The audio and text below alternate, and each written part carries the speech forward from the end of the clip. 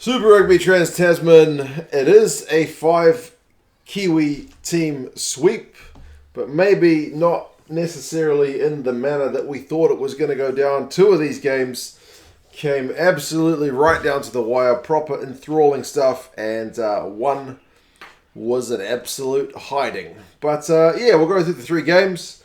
Crusaders, Brumbies, Rebels, Blues, and Force Chiefs. I watched them all. I watched them all live. Thank you to the folks who stayed up with me for this one, which finished at a pretty late 2 a.m. over here in New Zealand. I'm still probably feeling the effects of that one a little bit.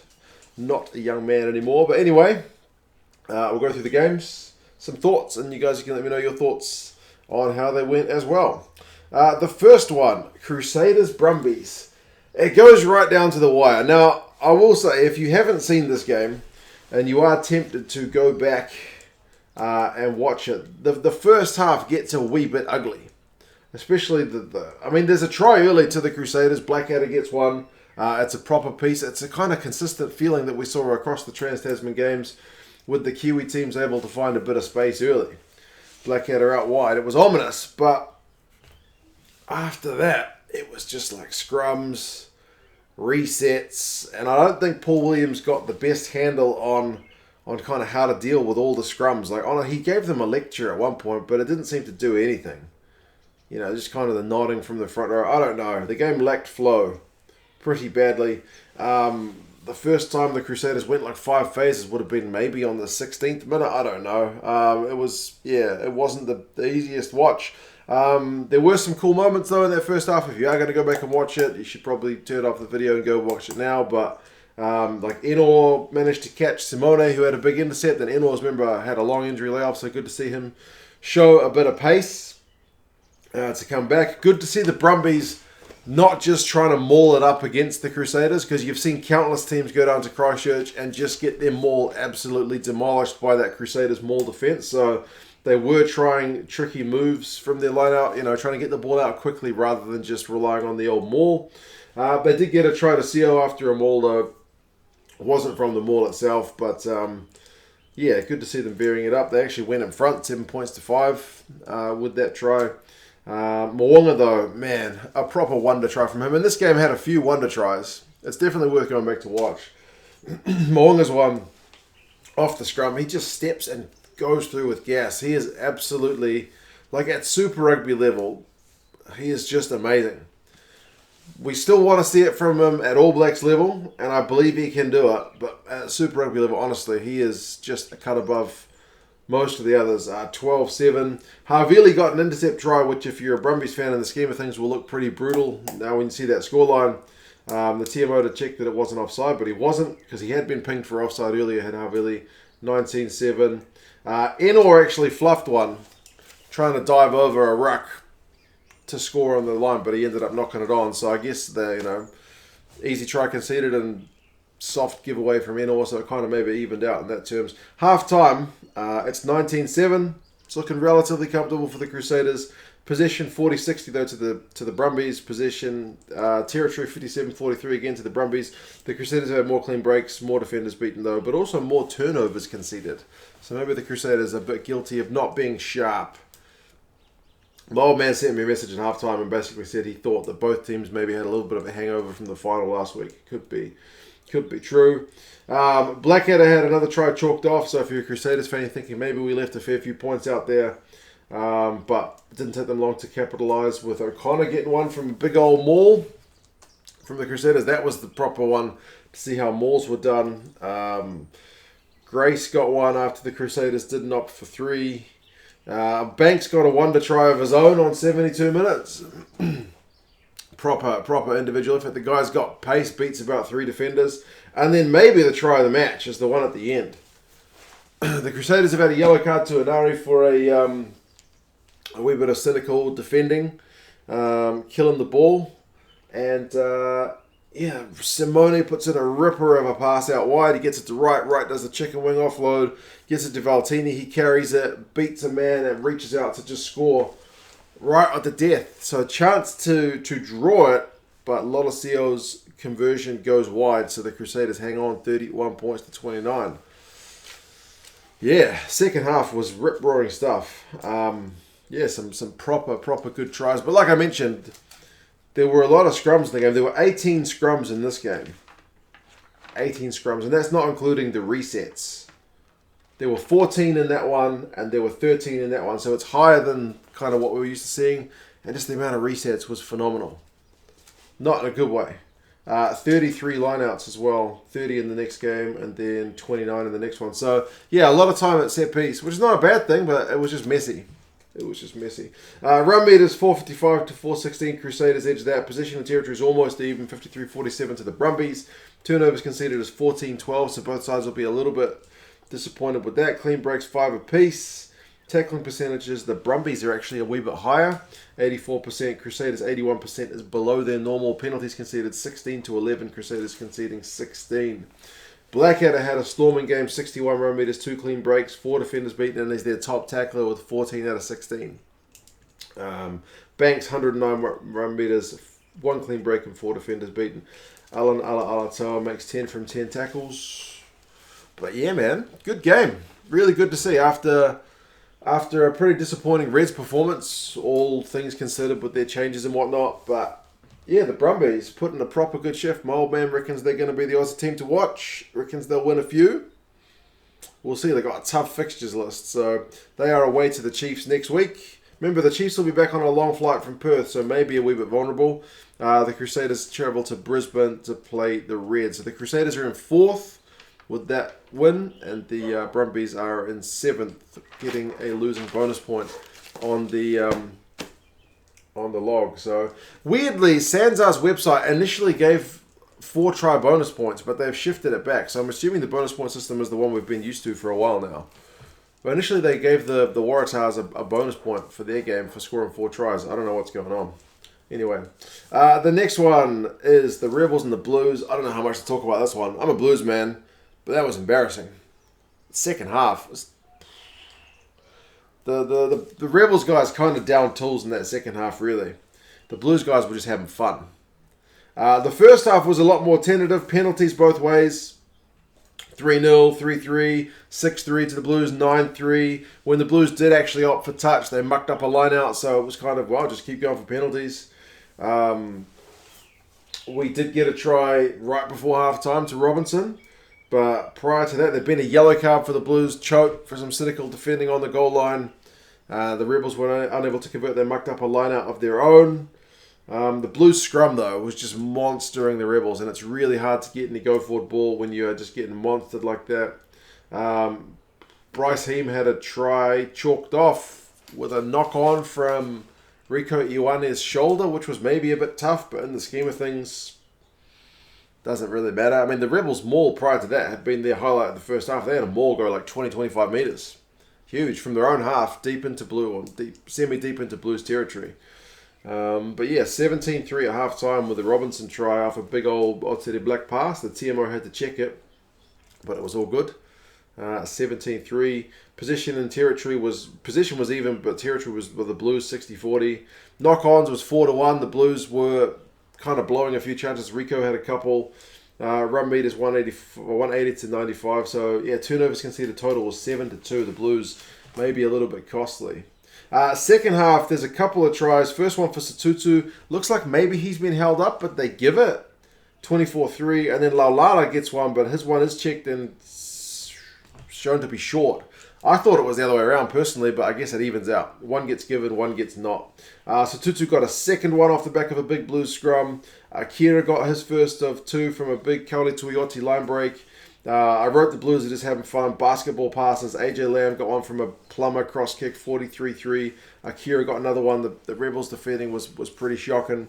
50 points to 3. For the Rebels, Marika Korobete right towards full-time put a big hit on Nepo Laulala, which is like a feel-good one, but 50 points to 3. There's not much to feel good about that one.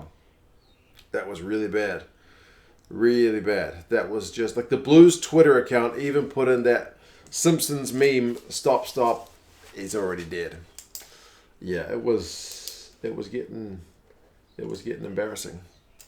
50 points to 3. This is the kind of result that you didn't want to see in Trans-Tasman. I know as a Blues fan, happy days, heaps of tries, feel good for the boys, but honestly, there's no spectacle in that. These games, edge of your seat stuff. This one, Yeah, men against boys. Possession 55-45 Blues. Possession, territory 60-40. Turnovers conceded is 8-7, so the Blues are a lot sharper in that second half. Run meters 583 to 208. Tackling percentage for the Rebels is 79%, which is similar to that Canes and Waratahs game, eh? But the Blues 87%, so pretty high. Clean breaks 19-5. Defenders beaten 28-13. Blues scrum, as I mentioned, was massive. Kemeny for the Rebels did make 12 out of 12 tackles. Bryce Heem, the old fella, 78 run meters, 2 clean breaks, 4 defenders beaten. Can't get his name on the scoreboard though, unfortunately. Eklund has 10 from 11 tackles. I don't know how much you read into the Blues win there. Obviously a big win, good feel-good one, but in the scheme of things, how good was it? Don't know. Hard to say. At least the Blues kind of played, smart rugby in the first half when they were opting for threes when the handling wasn't quite there. At least they kept the scoreboard ticking over and then they unleashed in the second half. The Rebels are away to the Hurricanes next week, so it don't get any easier. And the Blues are at home to the Waratahs. Afternoon game, which should be a bit of fun. The Rebels are dead last after that one, and the Blues are first with a points differential of 47. Top stuff. The next one, the last one, Force against the Chiefs. Good crowd for this one. I thought the crowd for that one was decent as well, and that one, but the Force's crowd looked really nice. Very good to see. An evening game in Perth, which is not one we often get with the time difference. It makes things pretty awkward for everyone else when Perth's having a nighttime game, but sometimes you got to do it for the locals. So, yeah, good for them to get an evening game. And the people showed up, so that was really good. And they were treated to a good game, man. The Chiefs were maybe a bit hungover from their final last week. They certainly weren't as sharp as you would like. Their knock-ons and whatnot was not ideal. D-Mac certainly wasn't as sharp from the tee or with his handling as you might normally expect, but they were trying to play the game at 1,000,000 miles an hour early. Definitely. Like, they didn't want to muck around at all. They were trying to run the Force off their feet, but they couldn't keep up that pace themselves either. They did get an early try through Nankivell on 6 minutes. That was just a huge scrum from the Chiefs, and their scrum was also looking pretty good at times, but the Force, unlike the Rebels, kind of were able to force their way back into it. But that one was from a Force feed, which was pretty embarrassing. Weber to D-Mac to Nankivell over, so a pretty costly one for the Force there. The scrum just didn't get it done. The Force did miss a penalty. D-Mac missed touch. There were some errors like that in this game. The amount of times missed touch, 4, 5 times in this game, pretty bad. Godwin got held up on 34 minutes. They were pretty close to Force. ALB got yellow carded for a cynical penalty on defence. Penalty try to the Force when they get a maul collapse, so suddenly it's 7 points apiece, and that means Jacobson gets a yellow card as well, so it's 15 on 13. A proper chance for the Force to exert some dominance, but it doesn't happen during the yellow card. I don't know if they're feeling the pressure of trying to do something with 2 men up, but they are the worst of the two teams with the 2-man advantage, which is bizarre. The Chiefs actually win the 2-man advantage 3-0 with a penalty in the second half. As soon as the yellow card's over, I swear the Force come back to life and they actually start to put the squeeze on the Chiefs again, which is, again, I don't know how that works. You got that much extra space. It's a mental thing. It has to be. But, they looked sharp when they went back to 15 on 15. That being said, Olawafela got a yellow card of his own for a deliberate knockdown. There was no penalty try, though, for the Chiefs, but it didn't matter because they scored a maul try. They did miss the conversion, though, so that's maybe the difference between that and the penalty try. So, 15 points to 7. That was Nathan Harris who got that one. And then Jonah Lowe got one. So Soakula had a big old line break, or broken tackle anyway, and he passed it to Lowe. 20 points to 7. They did miss the conversion again. And didn't seem like a huge deal, but it still left the Force within 2 scores, right? The Chiefs then went under the pump. They got a yellow card warning on 63 minutes, and then the yellow card came a few minutes later, and guess who? Jacobson, who's already had a yellow card, so he gets red carded on 66 minutes. Second yellow card for him. Pretty unfortunate. And this time, the Force are able to convert with the extra man. Kahui goes over. Who else but Kahui, right? Former Chiefs man. Out on the right wing. Great pass by Ian Pryor. 20 points to 14. And with the extra man, the Force were really putting the squeeze on, as I mentioned. Big scrums. They missed touch again, which was brutal. They were right on the Chiefs' own line. And then the Chiefs managed to get the ball. And the Chiefs had like a minute to go. They start running the clock down. It's like a grandstanding finish, man. On that like final phase where the Chiefs just need to go through one more cycle and then kick the ball out. They spill it and the Force pounce on it. Miotti gets a try out wide. And it's a 19-20 ball game with the conversion to come. Miotti's looking pretty confident as he lines it up. The guys running in to charge him down, I think, put him off just enough that he pushes it wide. It's close, but he pushes it wide. So it's a loss for the Force. It's a 1.1. It's a brutal way to finish it. The Force were really good. Likewise, the Chiefs in a tough situation, short turnaround for them, long flight to Perth. Credit to both teams, really. Run meters 364 to 328 to the Force. Position 62-38. Territory 64-36. Force having a lot of pill. But clean breaks 6-4 in favour of the Chiefs. Turnovers conceded is 17 apiece. That's a lot. So both sides will be pretty disappointed with the way they controlled their own ball. Penalties conceded 19-13, so also pretty high. But both sides, unlike some of the other games, defended pretty well. 86% for the Force, 87% for the Chiefs, or is that 89? I can't read my handwriting. I think it's 87. But the Chiefs had to make a lot more tackles. But yeah, none of this 79% tackling percentage stuff for this game. The Force are 6th with that losing bonus point. The Chiefs are 5th. So the bottom of the winning teams with such a close game.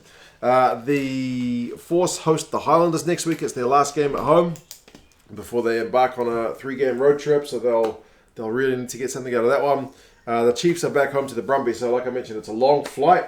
If anything, the Brumbies should be the better rested of the teams, having not had to fly from Perth back to Hamilton. They're just a quick trip up from Christchurch to Hamilton. So yeah, interesting weekend of games. I would say the Reds were disappointing. The Waratahs were like somehow disappointing, but at least they scored a bunch of points. The Hurricanes are kind of the inverse of that. The Highlanders were really impressive. The Crusaders and the Brumbies, I think the Crusaders will maybe be a bit disappointed, but still they're a class team that can still win without playing 100%. The Brumbies, I think, will be pretty happy despite the loss, although obviously they would have rather the draw. The Rebels are the team that will be absolutely worried because it could be a really painful 4 more games for them if things continue like that. The Blues will be chuffed, obviously, but still areas to work on for sure. And the Force and Chiefs, I think, will both take positives out of that one. So, yeah, it is the 5 from 5 for the Kiwi teams, but still, it's not all doom and gloom for the Aussie teams. I think there's still some interesting rugby to come. So, yeah, that's it from me. I am going to go spend some time with the kiddies, seeing as I got to sleep in a little bit this morning after a 2 o'clock in the morning finish. Helicopter flying over my house. Gonna go, guys. Take care. If you got through 18 minutes and 23 seconds, do drop a like on the video. It's always helpful. Patreon if you want to support the channel. Buy me a coffee if you want to support the channel. Buy me a beer. It's in the description. But yeah, subscribe, all that stuff. Talk to you guys again soon. Take care. Bye.